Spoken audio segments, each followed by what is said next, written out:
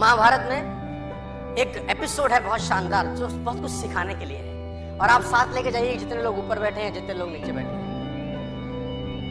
महाभारत में एक एपिसोड हुआ कि उसमें एक मार्मिक टच है। हालांकि तो युद्ध हुआ तो दोनों तरफ से लोग मरे। 18 अक्षौणी सेना थी।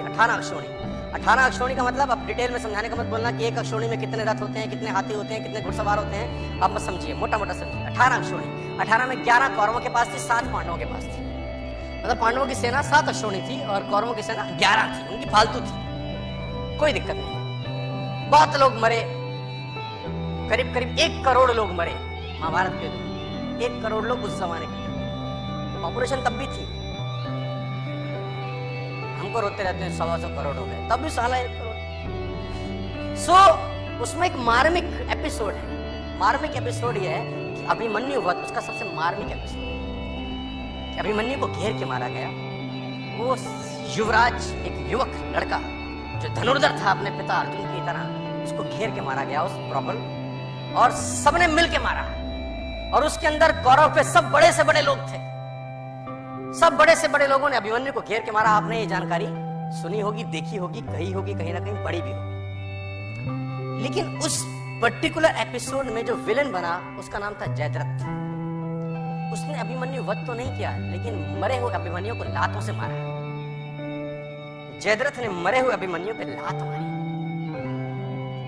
वध में शामिल नहीं था, लेकिन उसने मरे हुए अभिमन्यु को लात मारी। और इतिहास ये बोलता है कि जब अभिमन्यु वध हो रहा था तो अर्जुन अवेलेबल नहीं थे वहां पर, कहीं और गए थे, किसी और युद्ध में थे। लंबी कहानी है, उस पर नहीं जाता, लेकिन जो story of moral of the story है वो समझाना चाहता।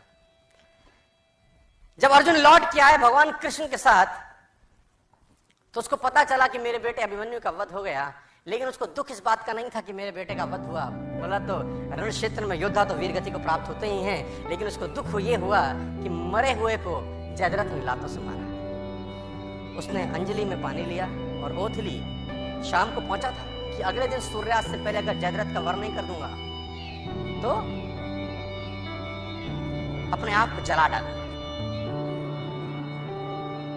अग्नि में अपने शरीर को समर्पित कर दूंगा अगर अगले दिन सूर्यास्त से पहले जयद्रथ को नहीं मारा मैंने। अब जैसे ही उसने ये घोषणा करी, एक गोल रखा, एक टारगेट रखा, दोनों सेनाओं में हड़कंप मच गया। कौरव प्रसन्न हुए और पांडव उदास। कौरव इसलिए प्रसन्न हुए कि एक दिन बचाना है बस जयद्रथ को। अगर एक दिन बचा लिया, अर्जुन मरा, खेल समाप्त हो जाएगा, क्योंकि मेन प्लेयर यही है। मेन प्लेयर तो वही था ना। और पांडव इसलिए परेशान हुए कि ये क्या कर बैठा, एक दिन न ढूंढ सके तो क्या होगा। अर्जुन गया तो खेल गया। और धर्मयुद्ध था, तो शाम को संध्या के बाद जब सूर्यास्त हो जाता था तो युद्ध नहीं करते थे। अगले दिन जैसे ही सूर्य उदय हुआ, युद्ध की भेड़ी बजी और उस भेड़ी के अंदर अर्जुन और कृष्ण ढूंढने लगे जयद्रथ को। और कौरव भी कोई छोटे मोटे तो थे नहीं, भगवानों से लड़ रहे थे, तो कुछ ना कुछ तो उनमें भी टैलेंट रहा होगा यार। उन्होंने जयद्रथ को छुपा लिया। उनका एक ही काम था कि सूर्यास्त से पहले जयद्रथ को छुपा लो बस। और दिन चढ़ने लगा, सांसें चढ़ने लगी, और जैसे जैसे दिन निकलता रहा कौरव और प्रसन्न होते गए और पांडव और उदास। दोपहर निकल गई, युद्ध एक तरफ चल रहा था और अर्जुन और कृष्ण का रथ एक तरफ दौड़ रहा था जयद्रथ को ढूंढते। और आखिरकार वो समय आया जब सूर्यास्त होने को ही था और जयद्रथ अर्जुन को नहीं मिला। सब थक हार के बैठ गए। अर्जुन ने अपना गांडीव गिरा दिया और पांडवों ने भगवान कृष्ण की तरफ देखा और बोला, प्रभु अब तो तुम्हारा ही सहारा है, जयद्रथ नहीं है। भगवान ने बोला, कुछ नहीं, करता हूं। बोला, जयद्रथ कहां से लाओगे? भगवान ने जयद्रथ तो नहीं लाए। उन्होंने क्या किया, माया रची और बादलों को आदेश दिया, उन्होंने सूरज को ढक दिया। तो उन्होंने बोला, ये क्या करते हो? भगवान कृष्ण का जवाब सुनिए, साथ लेके जाइए। बोला, माहौल बनाता हूं। क्या बोले? Winning atmosphere. बोले, माहौल बनाता हूं। और जैसे ही बादल सूरज के सामने आए, सूरज छुप गया और उन नालायकों को लगा कि सूर्यास्त हो गया।